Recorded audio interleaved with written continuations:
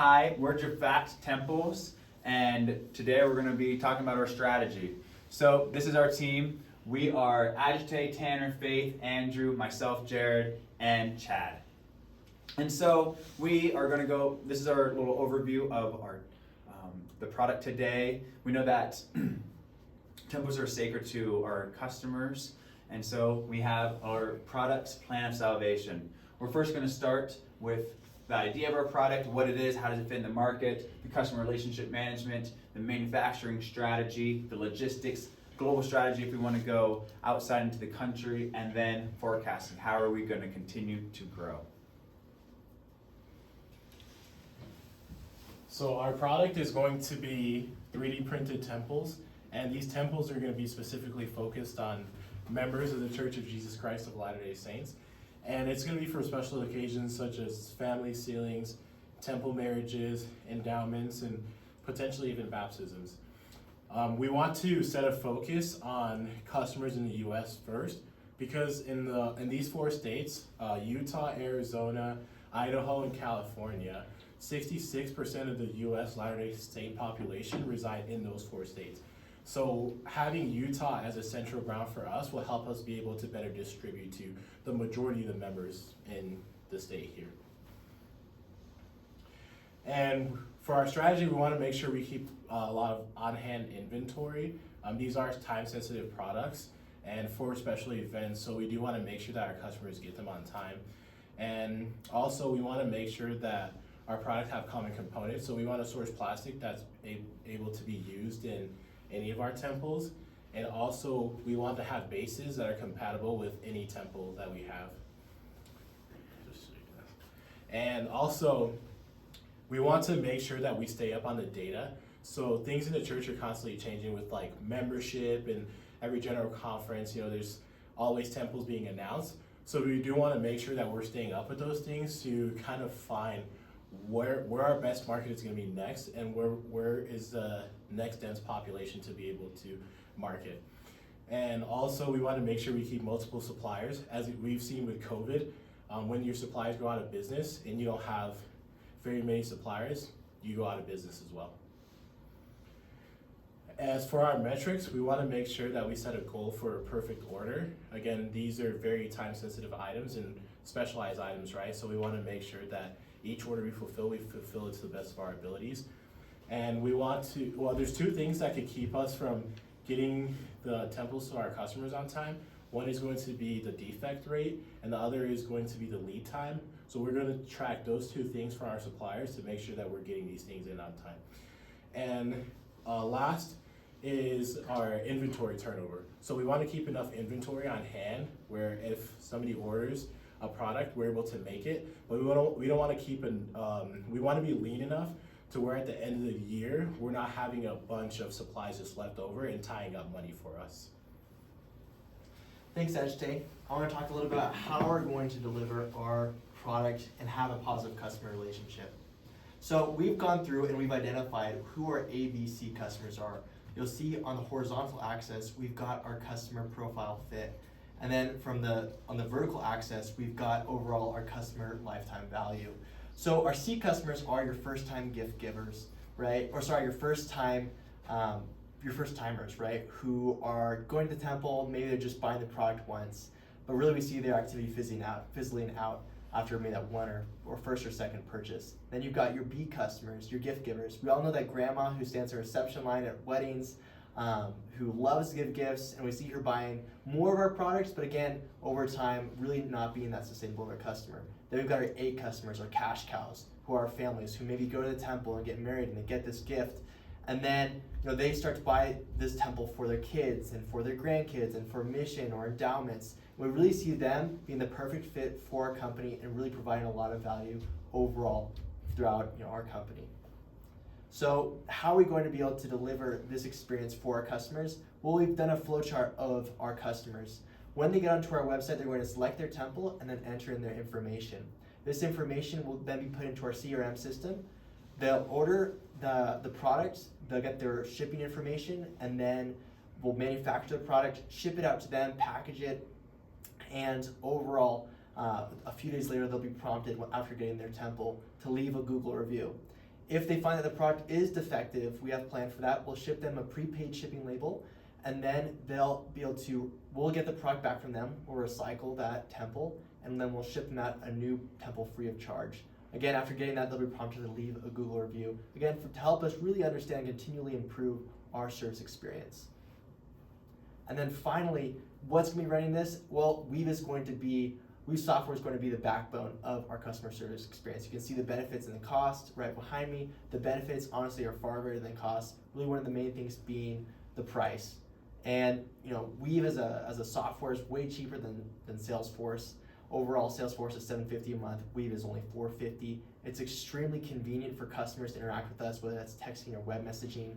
It provides analytics. One of our customer service goals we'll dive into later is to have a really fast response time, and they'll be able to help us understand how to achieve that. There's no contracts required with Weave, and then for account management, when customers text in or communicate to us, their profiles can be brought up, be able to understand whether or not they're an A, B, or C customer, and serve them accordingly.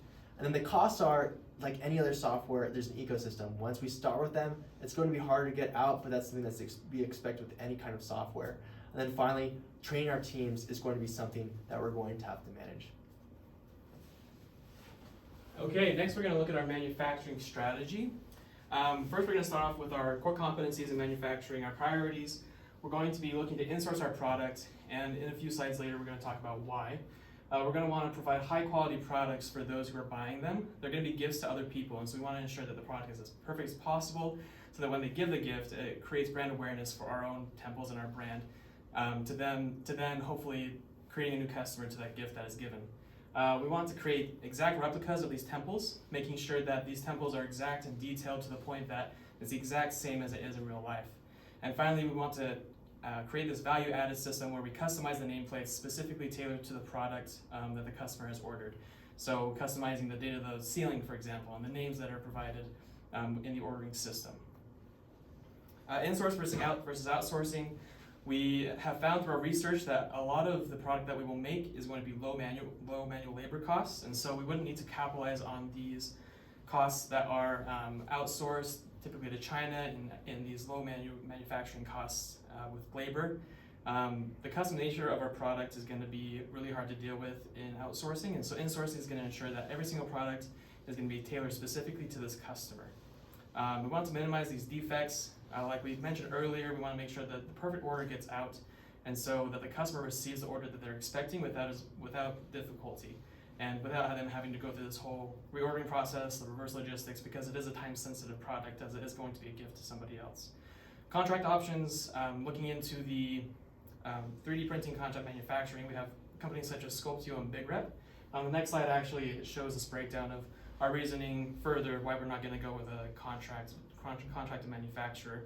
3D printing costs, each 3D printer that we're going to buy, the Egmo Neptune printer, is going to cost $200 each. And with good maintenance, they'll last about 10 to 15 years. And with that, we'll be able to self-print our products. Each temple is going to cost $5 to $10 per self-print. And with these manufacturing companies that we got quotes from, we actually found that each temple is going to cost upwards of $40 to $50 to print. And so that's a huge difference in cost. And this is mainly because our product in general is going to be larger in size than a lot of these manufacturing contractors are used to.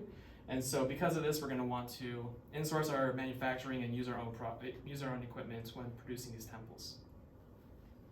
So overall, our strategy is going to look as follows. We want to batch manufacture our popular temples, the Salt Lake Temple, the Provo Temple, and keep those on hand as much as possible. We're going to want to practice these lean principles, such as identifying value, which is our customizable product, to the specific order. We've created a map of our value stream that you can reference in our backup slides provided. We want to create a cohesive flow, kind of what Andrew talked about earlier, from customer order to customer receiving. And we want to establish that pull. Really, that's going to come from the custom parts that we make, the nameplates. Every single time an order is placed, we're going to know that we need to create a new custom nameplate for that customer. Finally, we want to seek perfection and continue to evaluate and improve until we finally achieve that perfect lean principle within our company. As far as quality goes, we want to do heavy inspections for each and every temple, making sure that when that temple goes out, it is flawless. Again, going back to that perfect order. The assembly team that is putting together the nameplate and the temple is going to look for anything that is wrong with the temple, any defects, any parts that are coming off, anything to do with just any damage or anything whatsoever is going to be inspected overall. And so that's how we're going to provide a good quality product.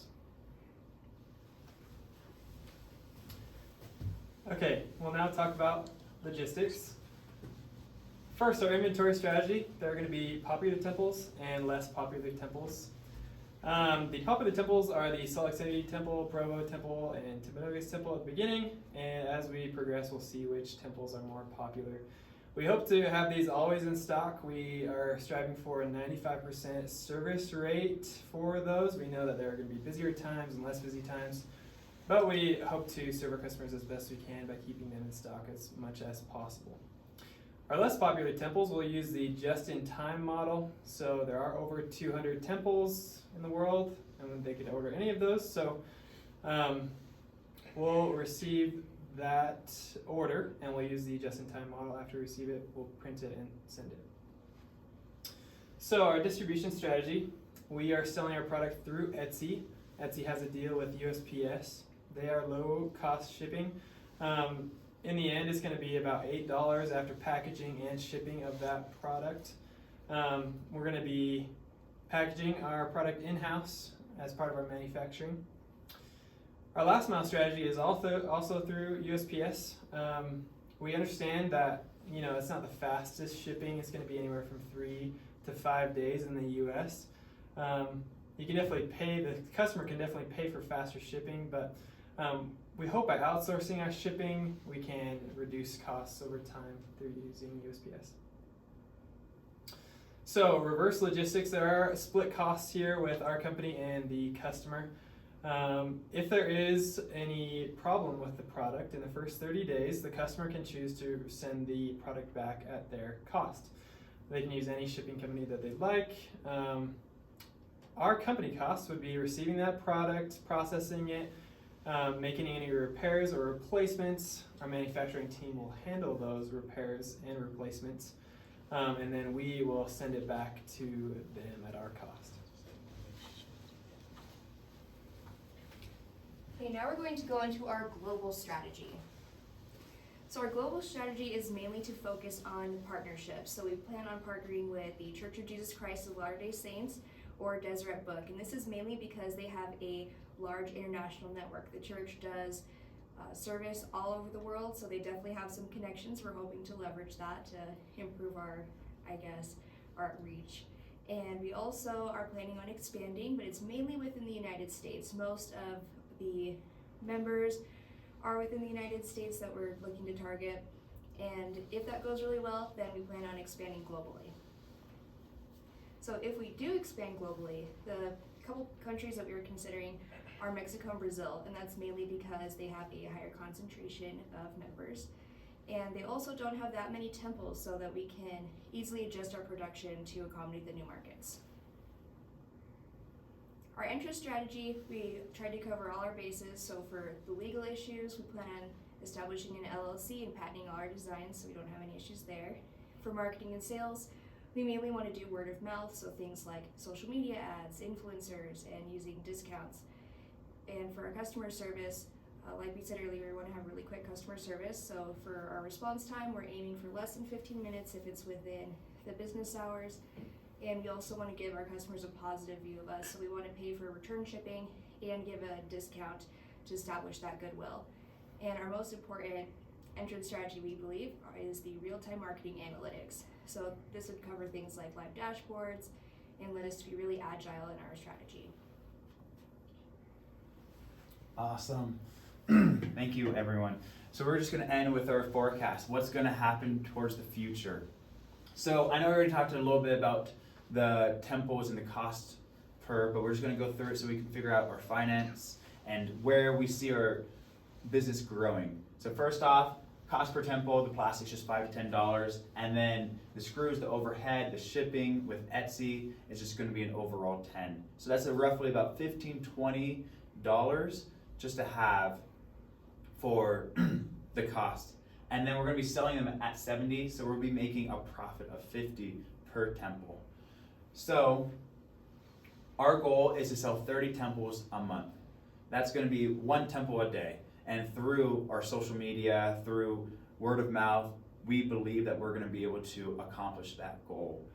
Our break-even point, we know that it's about $50 we're gaining from each temple, and the 3D printers are about $200, and we're going to be purchasing 6. So we know after 24 temples, within that first month, we will be breaking even and then making a profit from there.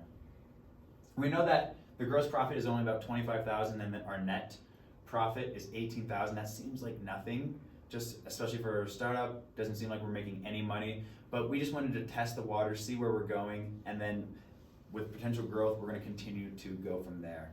So now what? We have a lot of projected growth. Our little fun logo that we have is a temple a day makes a customer happy. We know that temples are very important to people, and it makes them feel special. We know that Utah is the fastest growing state with members, that people are going to want these temples. And that we know it's not going to be ending anytime soon, because the church is going to continue to grow. This is the divine mission of the church and of God. And after many converts being baptized, many families becoming bigger, we know that our goal is to have a lifetime value so that they continue to talk about our temples, and that they will want their families to be a part of the JaFact family. And so after that, if our temples are going well, we don't want to just stop at temples. We want to continue to focus on our market of the church, and we're going to grow into missionary plaques, so that not only we're focusing on temple and those type of fun ordinances and moments and memories, but also them going into their missions. So that is our growth, and thank you so much. And if you want to learn more about temples and how to get your own, talk to us. Thank you.